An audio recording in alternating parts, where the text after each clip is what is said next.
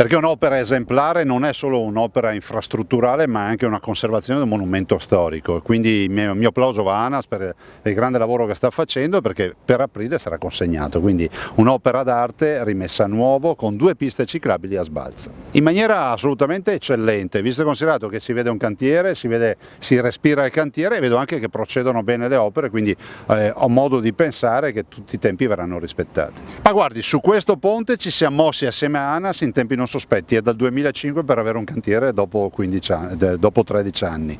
In generale in Veneto abbiamo dato incarico a Veneto Strade di fare un monitoraggio ancora in tempi non sospetti, non dopo Genova, e abbiamo anche stanziato sempre in tempi non sospetti 15 milioni di euro per manutenzioni. Abbiamo un monitoraggio, una foto dei diversi viadotti.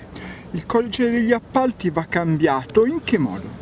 Ma guardi, va cambiato con un'ottica, non è che ogni volta che si vede una carriola di Malta c'è un ladro che l'accompagna a questa carriola. Le opere pubbliche servono anche per salvare la vita dei cittadini, bisogna snellire le procedure, magari inasprendo le pene per chi si fa corrompere o per chi non rispetta le leggi, ma le procedure devono essere snellite, perché 13 anni di attesa per entrare in un cantiere come questo sono troppi, soprattutto se il ponte sta cadendo.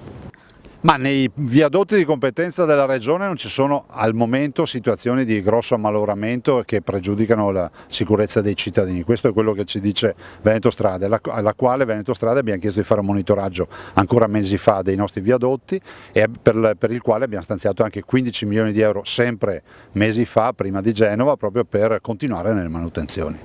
Il ponte sarà consegnato allargato in modo da consentire anche la compatibilità di viabilità ciclistica e di mezzi pesanti che in questo territorio evidentemente si interferiscono, creando anche situazioni di poca sicurezza. È un progetto anche molto interessante, innovativo, in cui al ponte storico consolidato viene sovrapposta una struttura metallica che però conserva all'esterno tutte le caratteristiche anche decorative, conservando anche ogni singola colonnina del parapetto del ponte storico. Quindi lateralmente, esternamente è del tutto uguale al ponte storico, ma ha la fruibilità e la capacità di dare un servizio moderno. Un ponte di cui si parla in termini autorizzativi dal 2005, il cantiere è partito un anno fa, quindi questo dice lunga di come noi dobbiamo intervenire sui processi autorizzativi. ANAS ha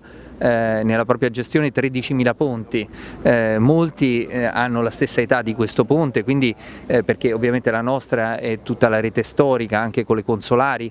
Questo richiede di pensare una struttura amministrativa e burocratica in grado di gestire autorizzazioni complesse in tempi più veloci.